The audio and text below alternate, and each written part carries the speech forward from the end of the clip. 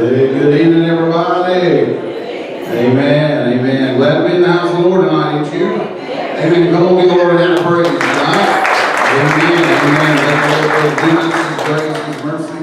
Amen. Amen. Thank you for being here in the house of the Lord tonight. Appreciate you being here. Pray you've had a blessed week. And pray this just adds to it and gives you a kickstart for the rest of it. And sees you through the weekend. Let me give you just a few announcements just real quickly.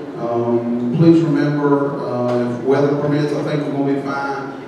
Just always throw that in there. I know the path of this storm is a little unsure, but it looks like we're going to be okay. So weather permitting, good for the weekend, for Sunday. Please remember our corporate prayer time, 9:30 to 10. Let me just thank all of you who's been coming to that. And let me say this too.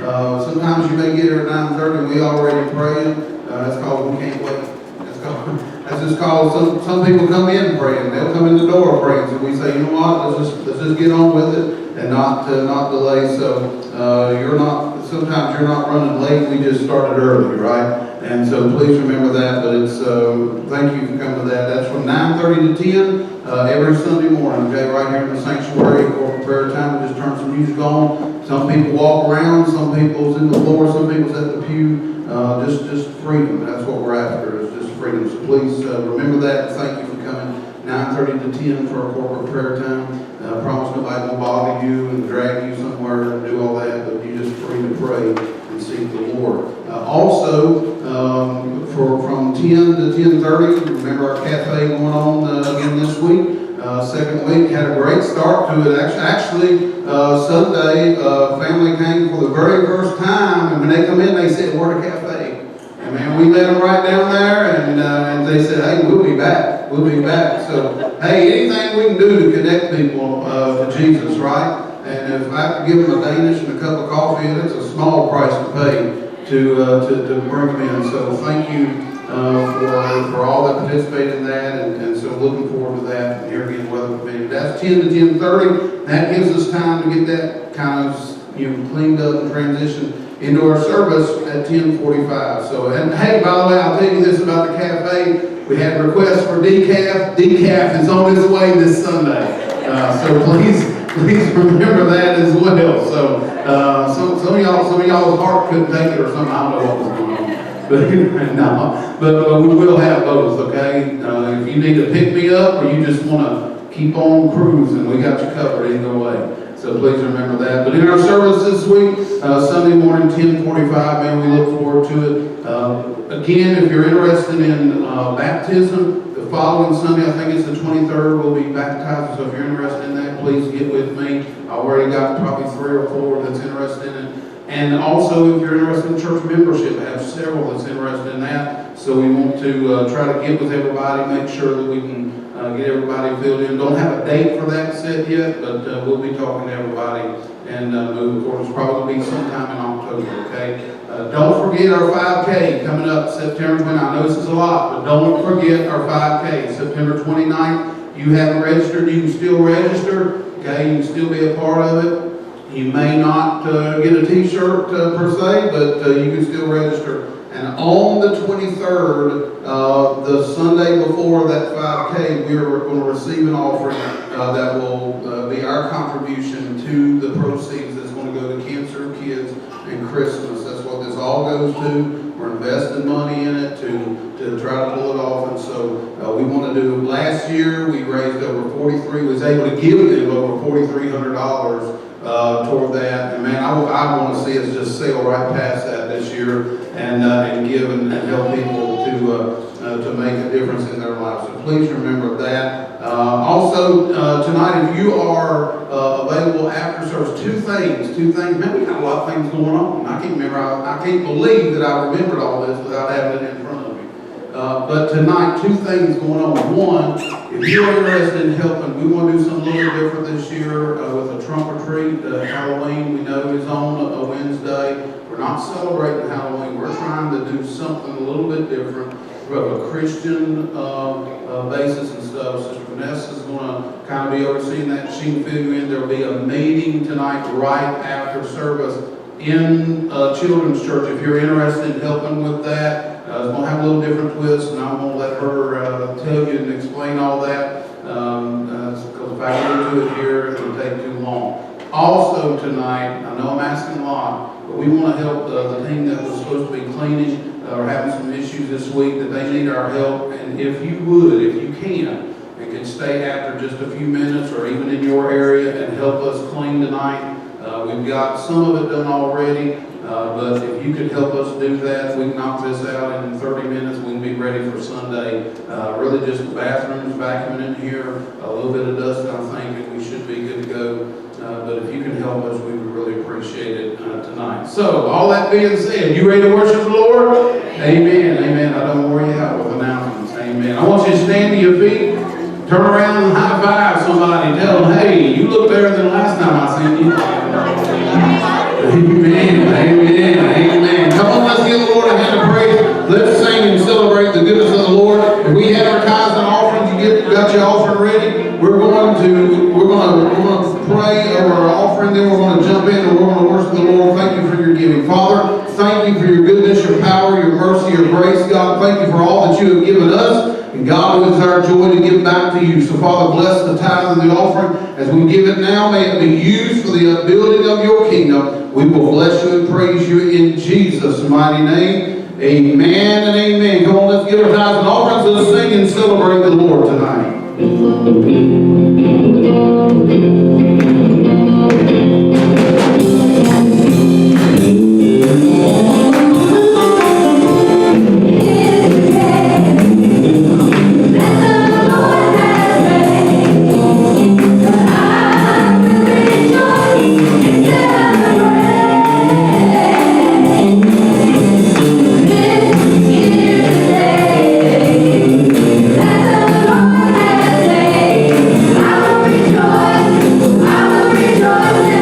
Yeah.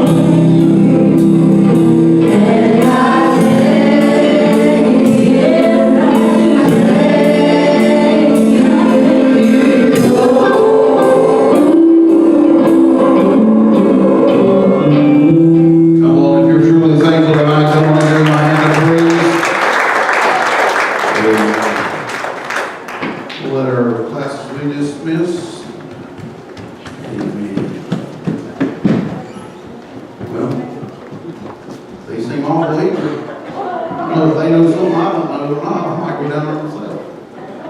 Man, you might have to fend for yourself. Amen. Thank you again for being here in the house of the Lord. I do pray you have a blessed week. And do sincerely appreciate you being here on a Wednesday night. I know sometimes it is not easy, and there are challenges to it for all of us. But thank you for being in the house of the Lord. Been a few weeks since we've been here on Wednesday. We had, of course, they were doing the parking lot a couple of weeks ago. Then last week, Charlie passed that morning, and we didn't have service last Wednesday.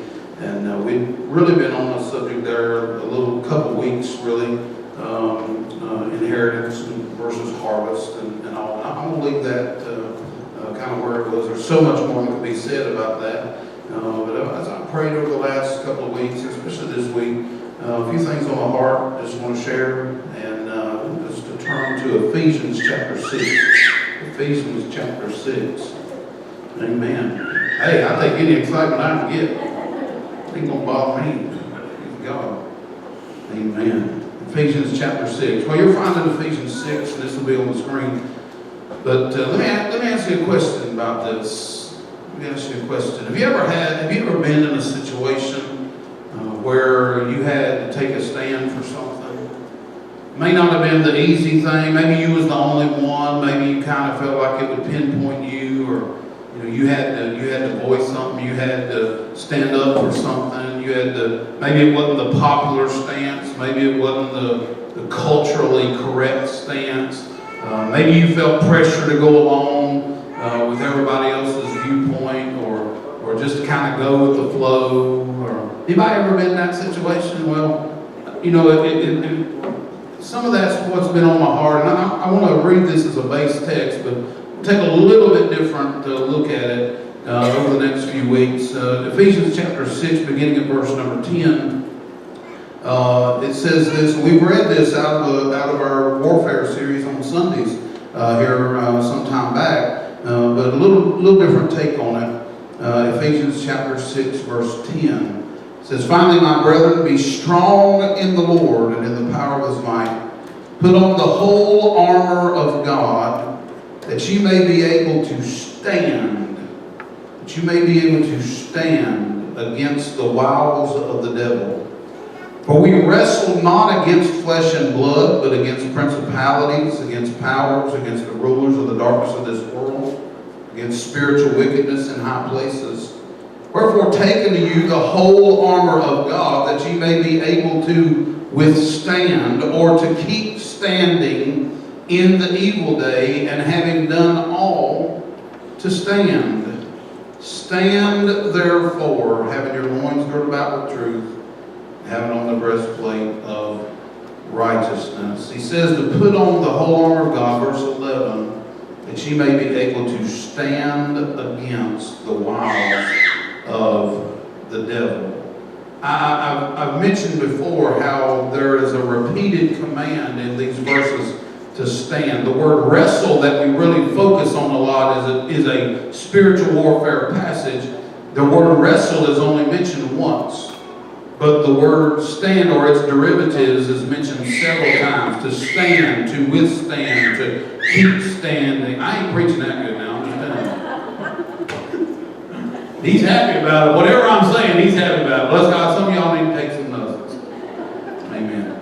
So wrestle is only mentioned once, but standing is mentioned several times. And over the next few weeks, I want to talk to you about learning to stand. Learning to stand, but I want to take a little bit different approach to it. I want to also, and if you want to go ahead and turn there, we'll look at some verses out of the book of Daniel here in just a little bit. Not quite ready to get there, but in Daniel chapter 1, we'll look tonight. A little different approach on this learning how to stand. I want to look at Daniel and use him kind of as an illustration of some things that I think we can learn. And I want to look at several ways, several different avenues, several different angles of this standing. I think we can learn how to stand out for God. I think we can learn how to stand up for what's right. I think we can learn how to stand for what matters most. I think we can learn how to stand against the things we need to stand against, and how to stand with one another, and so on and so forth. And I see all of this in the book of Daniel. So you see, here's what I know. Here's what I know. Here's what I've learned, not only in my ministry, but in my life, trying to live for the Lord. Here's what I know. That if you will take a stand for the right things at the right time, in the right way, it'll change the course of your life. If you will take a stand for the right things at the right time, in the right way, it'll change the course of your life. But I've also found this to be true.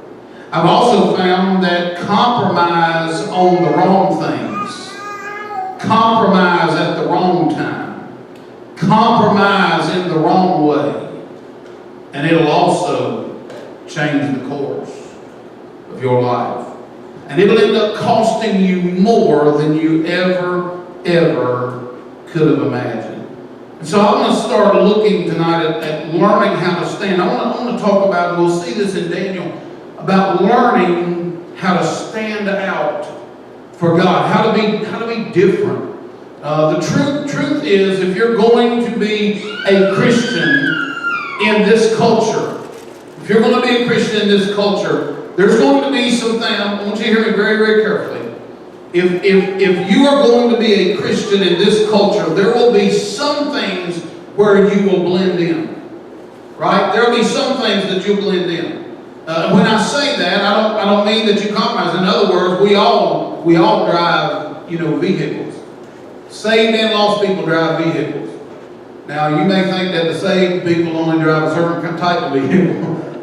And that ain't necessarily true, but we all drive vehicles, and we blend in, right? We blend in. Nobody can tell by the car you drive whether you saved or not, unless you got 37 bumper stickers on the back that says, "Please believe I'm a Christian," right? But that blends in. The clothes we wear, a lot of the clothes we wear, same kind of clothes, but it's not always going to be that different. We work the same jobs. Come on, some of y'all work with some heathens. Right? We do the same kind of thing. So there's part of that blends in. In fact, I'll tell you that Jesus blended to a degree. There was a part that, and by the way, that type of blending is okay. Jesus blended to a degree that when the soldiers came to arrest him in the Garden of Gethsemane, Judas had to kiss him to identify for the soldiers who it was they needed to arrest. Because in that way, he wasn't standing out. There wasn't like some glow about him. There wasn't anything abnormal or super about him in his appearance and what have you. And so Judas had to kiss him in order to identify him. So in that way, he blended. They couldn't even pick him out of the crowd, right? And so, however, all of that being true, there are also some areas where we must be so counterculture, that it causes us to have distinction. It causes us to stand out. It causes us to be recognized as there is something different about them. We can blend in areas that are amoral, that has a neutral morality. Contrary to certain opinions, if you drive a Chevy, it doesn't automatically mean that you're going to hell. It means you might get there sooner. No, I'm just kidding. But contrary to popular opinion, or a Ford, or a Dodge, or whatever, or a foreign car, or whatever the case might be. Okay, so that has neutral morality. Money, by the way, is neutral in the sense of that it takes on the nature of whoever's hand it's in. The same $20 that can get somebody a fix could also support a missionary. So it takes on it itself has no morality. Now the love of money being the root of all evil is what the Bible says, but money itself, the Bible says money answers all things, doesn't mean it's the answer for everything, but it does play a part in the lives of people who live on this earth, and we even as believers live on this earth, and we function the same way by the same tokens that others do. And so it takes on the nature of whoever's hand it's in. And so, and I can say a lot about that, but I'll kind of leave that. But it's kind of neutral in morality. It depends on how it's used. It depends on, same thing with the vehicle. You can take a vehicle to get you back and forth to work, and that's fine. Back and forth to church, that's fine. Back and forth visiting people, that's fine. You start running it into crowds of people with the intent of injuring people, and all of a sudden now something's not gone right. So everything takes on the nature of the people whose hands it's in or who's using it. And how, but the truth is, we can blend in areas of neutral morality like that, but we must stand out. Listen, as believers, I got news for you. I still believe that we should stand out when it comes to areas of immorality. That we should not be identified as doing the same things or being the same way or carrying ourselves the same or believing the same way. I believe in a distinction for those who call themselves believers in the Lord Jesus Christ. And this does not mean perfection. It does not mean holier than thou. It does not mean we look down on people if we feel like we've reached some kind of place. No, it doesn't mean that. But it means we've understood by Scripture. We've understood the call of the Word that said, hey, I want you to be different. Jesus said to follow me. In other words, follow Him, follow His lifestyle. He didn't say, hey, choose whatever you want to do, and I'll weigh it all in the end and hope that it works out for the best. That's not what He said. Follow me. Follow me in my steps. I'm going to show you. I'm going to live the life in front of you, and then you follow in my steps. You follow in my steps. And this is what we first see in the book of Daniel and in the life of Daniel, because the truth is, if you are going to be a Christian, your and my morality cannot be the same as the world's morality. There must be a difference. Amen. Thank all two of you. We must have different standards. We must have different actions. We must have different behaviors. We must have different conduct. And so this is the first lesson in the book of Daniel. Now let me give you just a really brief backdrop, because I know it's 7:30 already. Okay. So let me give you a quick backdrop to the book of Daniel and what's going on, so that when we pick it up, you'll kind of know what's going on.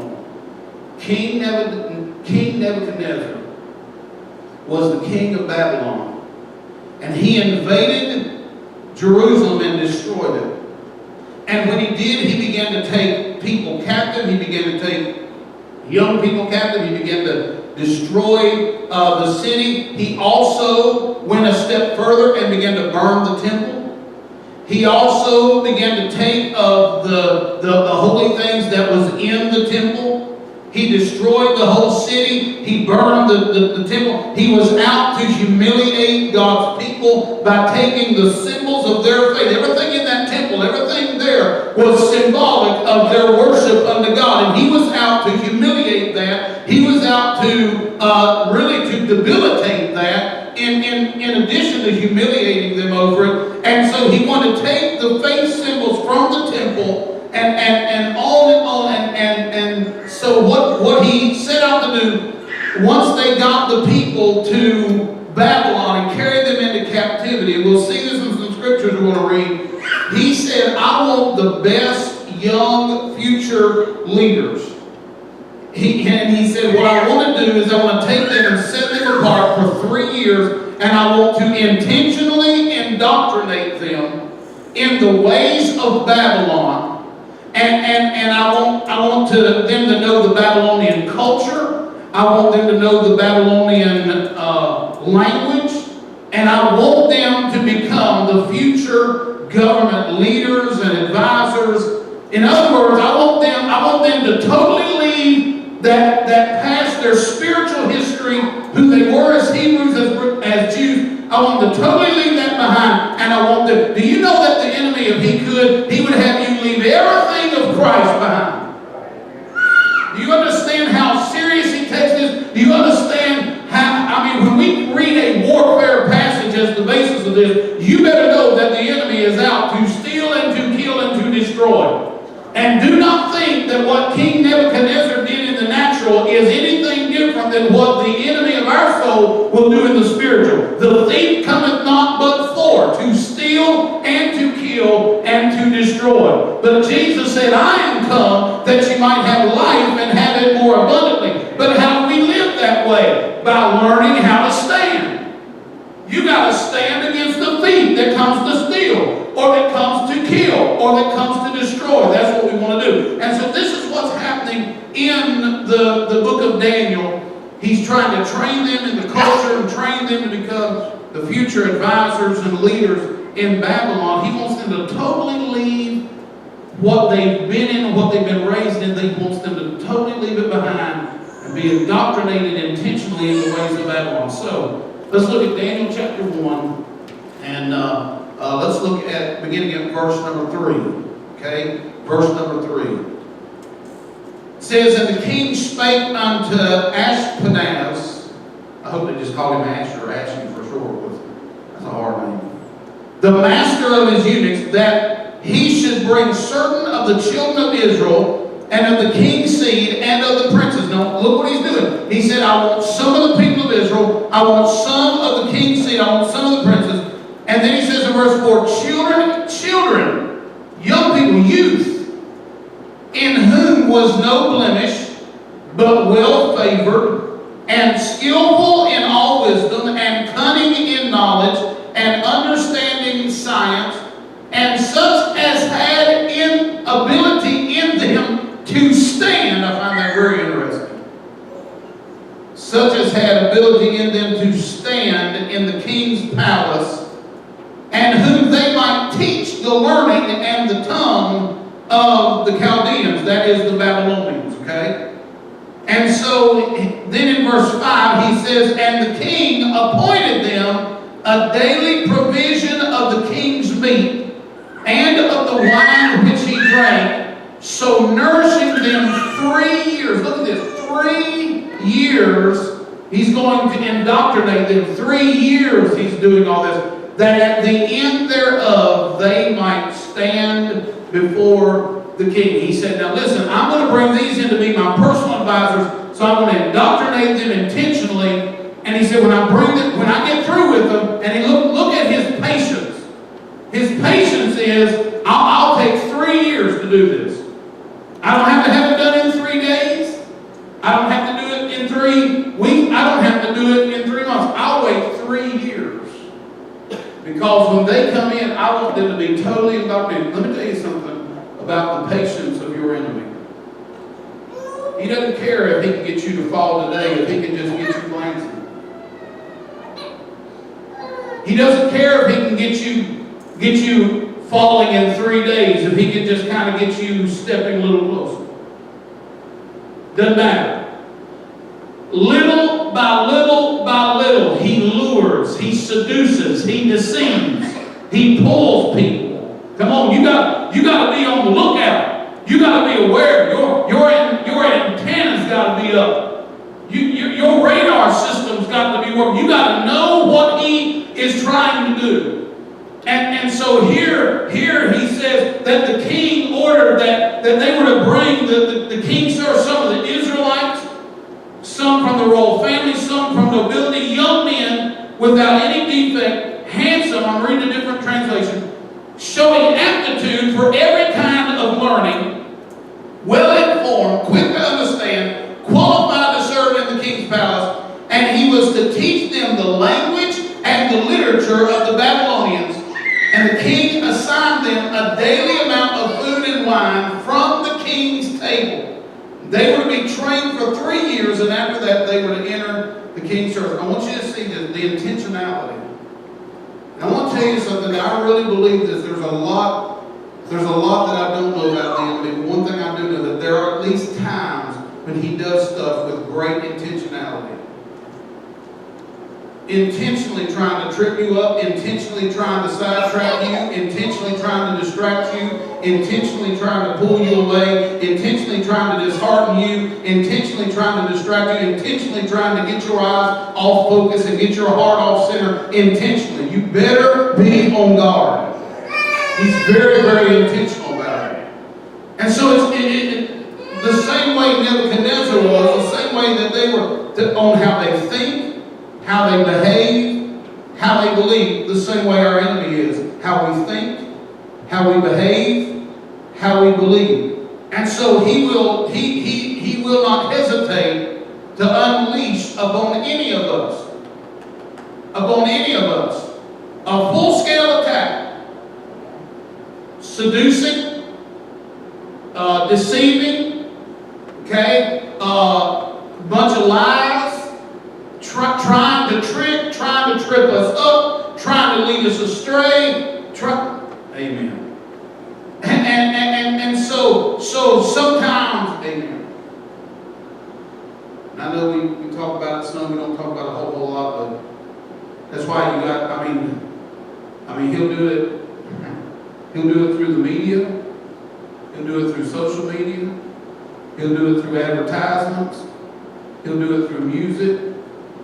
And sometimes his messages are bold, but sometimes, and a lot of times, his messages are subtle. A grain of truth wrapped in poison.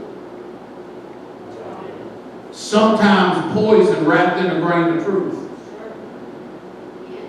Huh? I mean, he will feed you anything. And so to try to do what? To try to get you to believe different, to think different, to behave different, to say, hey, this is okay and that's okay and this is all right and man, my time is ticking away and I got a lot to say.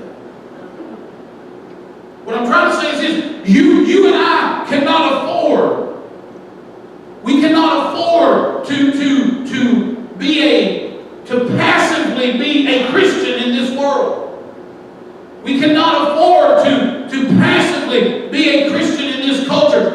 Listen, you cannot survive on one meal a week. You cannot get healthy with one workout a week. You cannot live spiritually fit with just 1 hour of God exposure a week. You cannot live that passive, because the other days and the other hours you have what? You have this bombardment. Come on, he's intentional. He's trying to indoctrinate anybody. Amen. I've been thinking about our generation, this generation, or younger generation. For many of them, I may start this Sunday. I want to talk about how to know the will of God. How do you know what God wants you to do?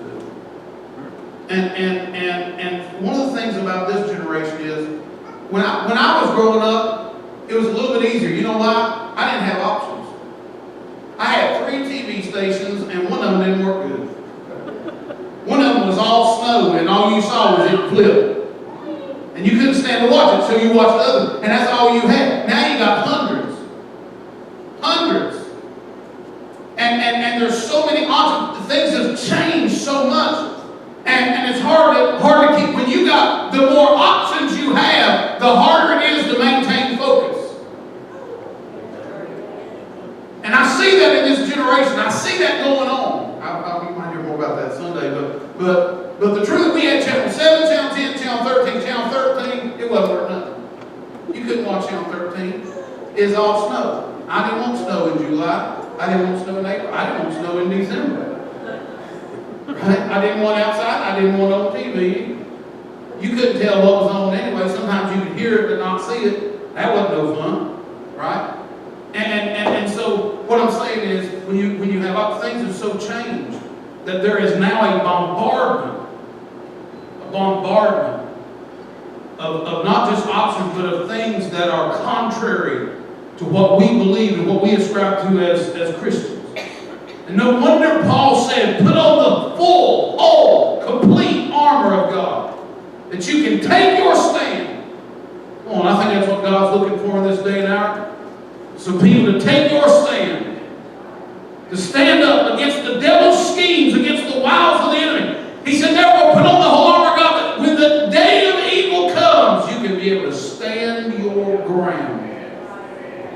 about you, but evil days are here. Evil days are here culturally. Evil days are here collectively. And evil days are here personally. I don't know if anybody else has been under attack, but I've been under attack. And I can tell you that I don't want to fall. I don't want to falter. I don't want to fail. I want to stand my ground. And I want to do it successfully. And I want to do it faithfully. And I want to do it to the glory of God. Man, every time I hear of a pastor falling, it breaks my heart. But it also pricks my heart. And it gets in my head to say, you better make sure. You better make sure you're rooted. You better make sure you're grounded. You better make sure you're covered. You better make sure your heels are dug in. You better make sure where your feet are planted. Because it can happen to anybody.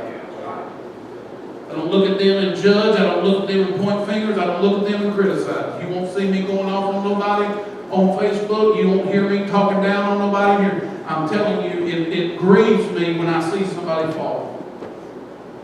But it also gets my attention to say, hey, except for the grace of God, there goes that. You better make sure that you've got your feet planted firmly where they need to plant. The last thing I ever want to do is dishonor my Lord. Never want to dishonor my Lord. He's done too much for me. He's done too much for me. And so the king, he says, hey, I'm going to bombard, man. I'm going to indoctrinate him 3 years. Think about that, 3 years of patience that he had. Then the Bible says this, Daniel chapter 1, verse 6. Now among these that they were talking about, among these were the children of Judah, Daniel, Hananiah, Mishael, and Azariah, unto whom the prince of the eunuchs gave names. For he gave unto Daniel the name of Belshazzar, and to Hananiah of Shadrach, and to Mishael of Meshach, to Azariah of Abednego. So let's stop and survey here a minute. 4 boys. We don't know exactly their ages, but most commentators believe they was between, at this time, the time they were taken, they was between the ages of 12 and 15 years old. Bring me the children, bring me the youth. They were uprooted from their family. They were over 1,000 miles away from home, in a different culture, in a different world. And now, they're stripped of their identity. Their names are changed. They're doing everything that they can to crush any sense of dignity and any sense of identity that they've had. And I've talked about this before. We'll not deal a lot with it, but one of the things they did was they changed their names. And one of the reasons they changed their names was this, that all of their names, Daniel, okay, Hananiah, Mishael, Azariah, all of that, when you study the Hebrew language, all of them had part, at least, of the name of God in their name. All of their names reflected the worship of the one true God, Jehovah, or Yahweh, as it said, or Yeshua, as it said in Hebrew. Okay? But what the Babylonians want to do is disconnect them from anything that would always bring them back. And so they start changing their names. You're not Daniel, and you're not Daniel. That El, as in El Shaddai, El and Elyon, the names of God. He said, no, you're going to be Belteshazzar. And then, of course, he changed the others' names. And we know more so as Shadrach, Meshach, and Abednego. That's not their Hebrew names. It's their Babylonian names. The names of their captivity. And so all their names related to the worship of God, and all their new names, by the way, had to do with Babylonian gods. So they're totally trying to change it. Second thing they did, remember, they changed their diet. They wanted them to eat food prepared for the king. Do you remember what we just heard? The king appointed them, verse 5, a daily provision of the king's meat and of the wine which he drank. So he changed their diet. He said, okay, I'm going to appoint them food that was prepared for the king, and he said, I'm going to give them a portion of this every day. Now listen, I mean, just on the surface, that sounds pretty good, man. I'm in captivity, but I'm eating like a king. I'm eating like a king. I mean, you know, but here's the problem. the meat and the wine, many times in those cultures, were dedicated to those pagan gods. And so to partake of them would be to recognize a separate deity, a separate God, other than the one true God that they had been worshiping throughout their life thus far. And so they changed their names, they changed their name, and here is the key verse. What? Here's the key verse, verse 8, Daniel 1. This is so critical.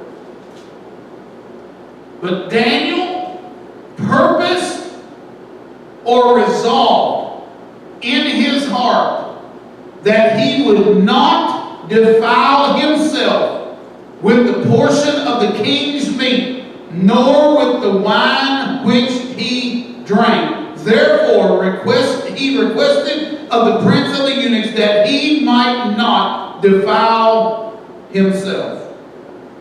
Key verse. Daniel purposed, resolved not to defile himself with the food of the king, with the wine of the king, and he asked permission not to defile himself in this way. Now, I want you to watch this. Daniel did not fight, neither did who we know to be Shadrach, Meshach, and Abednego, who was Hananiah, Mishael, and Azariah. None of them fought when their names were taken from them. I thought, man, why didn't they just stand up for that? What was the big, why didn't they stand up for that? Here's what I believe. You can call me whatever you want to, but I know who I really am. You can put whatever label you want on me, I know who I really am. And I don't have to have you recognize who I am if I know who I am. Because whether you recognize it or call me that or not, if I'm committed to function as who I really am, I don't care about whatever label you put on me. And so they did not fight or argue when their names were taken, because all that was just outward labels. They knew who they were. You are not what your name is. You are not what your label is. You are not what people call you. You are somebody completely different. You are who God says that you are. And so watch, Daniel did not defend his name, but he took a stand when God's name was going to be defamed. When it was going to come to compromising and say, hey, you can take God out of my name, but you cannot take God out of my heart. You can take him away from my label, but you cannot take him out of my character and out of my spirit and out of my nature. And so he said, I am not going to eat that food because that would be compromising. That would be contrary. That would be recognizing a separate deity other than the one that I've been trained as the one true God, to believe in the one true God, and to honor him. And he said, I have resolved not to do that. Now listen, so he's not going to eat the food dedicated to pagan gods. Now, it would have been real easy. This is what happens. I'm talking about learning how to stand. Are you ready? This is the thing. He could have rationalized that so easy. Come on, I ain't the only one like these. Y'all can tell I like these. But I ain't the only one. He could have rationalized it. He could have said, hey, God understand. God understand. Here I am. Here I am in a pagan land. Here I am, been taken away from my family. Here I am. And I don't have no means. I'm 12, 13, 14, 15 years old, maybe a little older, maybe younger. We don't know. And he could have rationalized that and said, hey, God will understand. He could have rationalized it and said, hey, everybody else is doing it. Everybody else is eating. Don't seem to bother them. There's other Israelites who are eating. It don't seem to bother them. Amen. Are you getting the picture? Well, it's not going to hurt anybody. Good day. It's meat. I need meat. I'm beef and taters. You cut me open, there's taters that are sprouting. I'm telling you. And he could have rationalized it, and he could have said, hey, we all got to eat, don't we? We all got to eat. We got to keep our strength up. Man, it would have been so easy to rationalize. But man, I love this verse that he purposed in his was not a spur of the moment decision. This is important. If you're taking notes, you ought to write this down. If you're not taking notes, research shows that people that take notes, 98% of people that take notes get to heaven quick. No, I'm just kidding.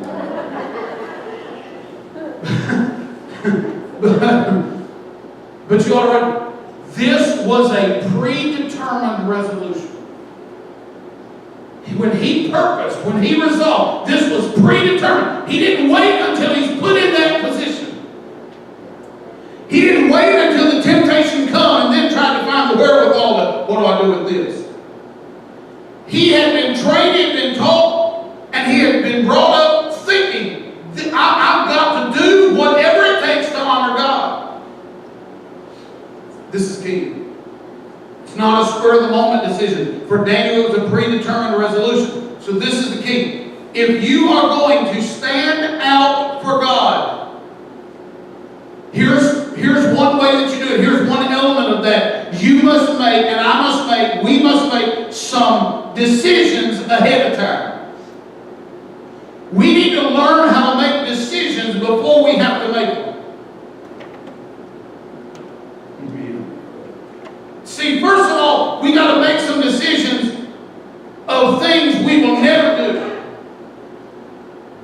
Come on. There's some things that, it doesn't matter. Somebody approaches me right now, I've already decided, no, I'll never do that. I'm not doing that. With the help and grace of God, understand, okay, not in arrogance, okay, but I've already, no, not doing that. I went to a Christian school. A lot of kids that were there had been kicked out of a public school in surrounding counties. That's the honest truth. One guy, he'd been kicked out of Floyd County, Montgomery County, there's another Craig County. They tried to send him everywhere, and he got kicked out of every single one of them. Okay? So his last resort was to come to the Christian school. But they weren't Christian in all that they did. And they would sneak cigarettes in, and they'd sneak this in, and that in. And here, listen. So in a Christian school, okay, not around here, but in a Christian school, I was offered several things. Okay? So I didn't escape temptation just by going to a Christian school. It was still there. But thankfully, I didn't have to wait until the temptation came to try to decide whether I was going to yield or not. I had already predetermined. There were some things I was never going to do. Now, when I was brought up, they preached against sin. They preached hell. It was hot. You'd sweat sitting on the pew. You think I joke? I do not joke. It was, bro, I was afraid to touch a cigarette. I was afraid my fingers would burn off. That's how they preached back then, man. They didn't play around. Now, I'm not saying that that's the way it should have been. I think some of what was done was a little extreme, but their intention was, hey, you got to take a stand. And you got to decide now. Not when it comes. You got to decide now. Amen. I remember when I had to step down from a position I told you before, for integrity's sake, out of church. And was evangelizing some, but that the nature of that changed and wasn't enough support. So I got a job at a grocery store. When I went in for the interview, okay, I was a stock boy. I'm talking, 5-6 years ago. I was a stock boy. But I made a decision. I wasn't working on no Sunday. And if you're going to make me work on Sunday, then I can't accept this job. First week that they hired me, guess what day they scheduled me on? Sunday. Guess what I did? Called the manager and I said, hey, y'all made a mistake. I said, I told you when I came in, I ain't working on Sunday, I'm going to church. I was like, well, whatever. I didn't really say that. But I was thinking it. Because the decision was already made. Now I could have rationalized and said, well, it's just this one, okay, if you got me scheduled. No, I'm not doing it. Now, that was me. I'm not saying because people have to do what people have to do. And sometimes people can't help it. I get it. I'm just saying for me, the decision was made ahead of time. So that now when it comes up, hey, and listen, there's some people that's mental. Get that. I know that can get complicated. But it's an example of what I'm telling you that I didn't want to wait. I had to make a decision ahead of time. So there's some things that you got to decide that you will never do. Oh, man, is that great? Don't wait. Listen, this is good for our teens. Don't wait until you're offered alcohol to try to make a decision. You got to make it ahead of time. Don't wait until an off-color joke is told and then you got to laugh at it and then you think later, I probably should. No. Decide ahead of time. I got to hear this out, and there's certain types of things that I'm just not going to agree that that's funny. And I'm not going to give myself to. You got what position you would or would not put yourself in with the opposite sex. Just because you and your hubby had a spat, and this guy at work, he got dreamy eyes. I'm telling you, you look into their eyes long enough, you'll be living a nightmare. It might be dreamy, but it'll turn into a nightmare. You better make some decisions ahead of time. Maybe it's too hard for Wednesday night. I don't know. Y'all need some blizzard from Dairy Queen or something. I feel the Holy Ghost. You got to make decisions ahead of time. Second thing, you got to make some decisions ahead of time of things you will always do. I will always spend time with God. I will always be in church. I will always keep my eyes pure. I will always protect my heart from offense. You better make the decision now. Because listen to me, the biggest regrets we will ever have in our lives will likely come by things that we did not predetermine our actions. You can save yourself a lot of regret and a lot of heartache by predetermining. I decide now. I'm not waiting until I get in that situation. I decide now.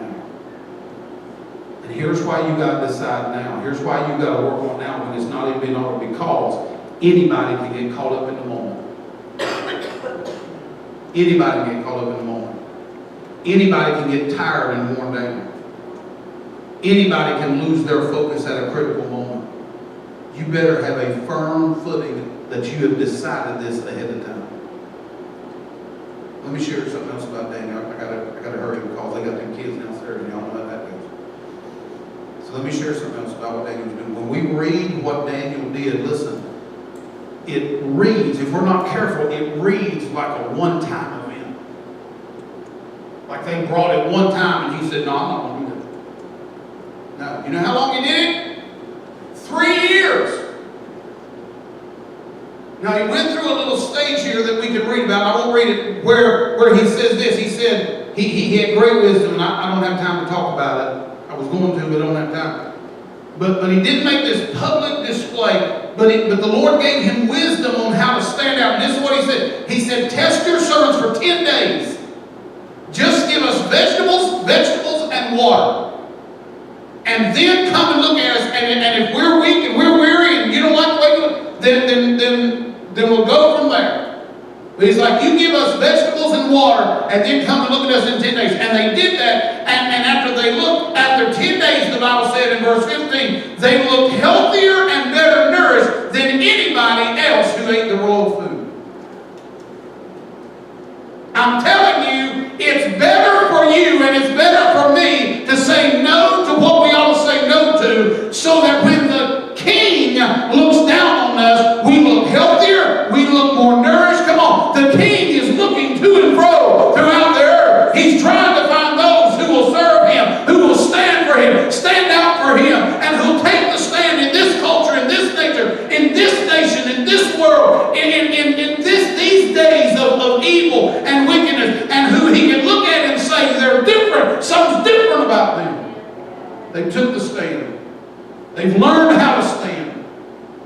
And man, we need wisdom on how to stand out the right way.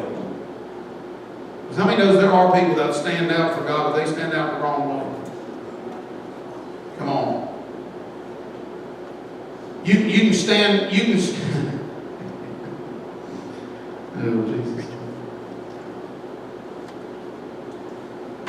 See, Daniel didn't make this decision just one time. This was a daily thing.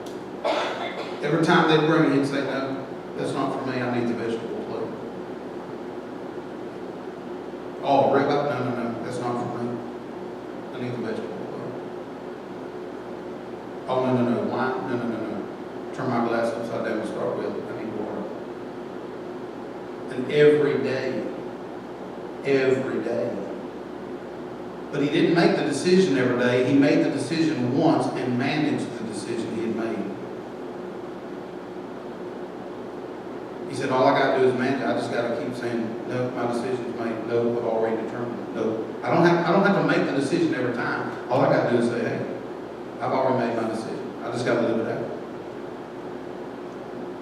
And so I love what he did. Instead of making some big public protest, some big public display, he honored the authority that he was under, and he said, hey, I got a plan. Test this for 10 days. So you can stand out for the right reason, the right way, or you can stand out for the right reason. You're trying to do the right thing, but you can stand out the wrong way. Amen. You guys that's on Facebook, you know that there's like people that's like, the Facebook Bible police. Yeah. And anytime they see something that they don't like, they put the word out on you and they, well, you shouldn't be doing that because the Bible said, and they just shoot you down. And they rude. And they're angry. I don't know who they're angry at, but they're angry. It's like, man, you got the spiritual gift of annoyance. What you got going on? We need wisdom on how to stand out for God, but to do it the right way. Think about it. I gotta quit. Think about this real quick. If Daniel and his 3 friends, if they had simply blended in, okay? If they had simply blended in, and then guess what? Nothing historic in that book would ever happen. If they'd have went along with everything, guess what? We wouldn't read about Daniel in the lion's den. If he had ate the meat, he might have become the meat. Huh? I'm talking about protecting yourself from the mouths of the lions. I'm talking about protecting yourself from the flames of the fire. We'll get into all that. I'm talking about the bedrock of it is to decide. So if they would have just blended in, we wouldn't be having this conversation. This message would have never happened. We would not have the book of Daniel. We would not be using this as an example to learn from. And even if they had stubbornly refused and thrown some kind of spiritual fit, they'd likely been executed.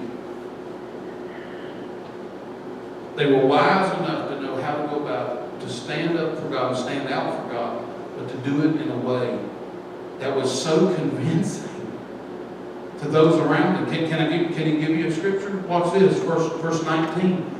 After it was all over, this is what it says, and the king communed with them, and among them all was found none like Daniel. Watch, Daniel, Hananiah, Mishael, and Azariah. Not Belteshazzar, Shadrach, Meshach, and Abednego. Even the king reverts back to their Hebrew name. Lord. Because he recognizes there's something godly about how you're living. God, let it be. God, let it be. Time and again, we will be lured to blend in. Where you can take a stand and stand out. And I can tell you this. I said, if Daniel and them would just blended in, nothing historic would have happened. We wouldn't be having this conversation, nothing. No book of Daniel, nothing. I can tell you this. I would rather be remembered for standing out than to be forgotten for going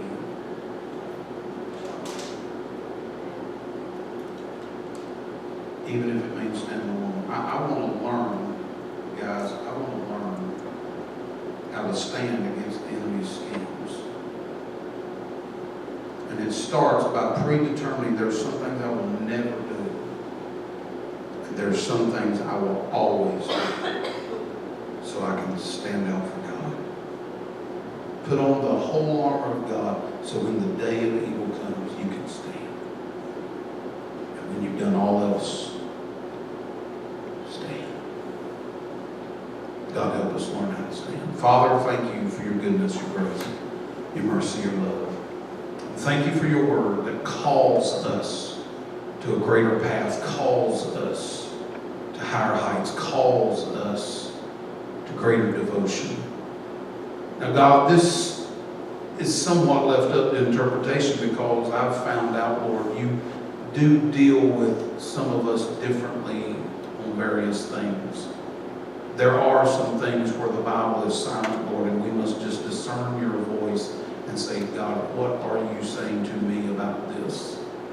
And so, God, that's why we can't just give you a little bit of time on a weekly basis, but daily or regularly, Lord, at least. We have to spend that time with you so we know your voice, so we know what you're saying. And so, God, we're just asking that you would help us to learn how to stand. And first, Lord, help us to learn how to stand out for you, to be different, to not be ashamed, to take a different stance, to say, you know what, I don't think that was funny. You know what, I don't think I ever want to do. I have made up my mind, I will never do that. No, I will never drink that. I will never take that. I will never use that. I will never go there. I will never be a part of that. God, help us to do that. Not to glorify ourselves, not to lift up ourselves, but to do it truly in honor of you, not to just because we're afraid of what other people are going to think, but because we believe that those things would dishonor your name. God, this is not about people pleasing. This is not about preacher pleasing. This is not about, well, the pastor said. This is not about that, God. This is about, will what I do dishonor your name?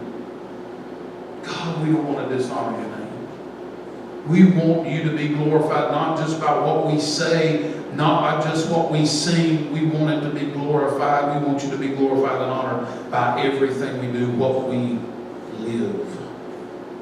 So God, would you help us to learn how to stand this day and this hour? And so much evil and so much wickedness is round about us. Would you help us to know what to do, to stand out for you, to bring glory to your name, to be the salt of the earth and the light of the world, that men might see our good works but glorify the Father which is in heaven. Help us to do it for your glory. We'll give you the praise and the glory and the honor. We ask it in Jesus' name. Amen. Amen.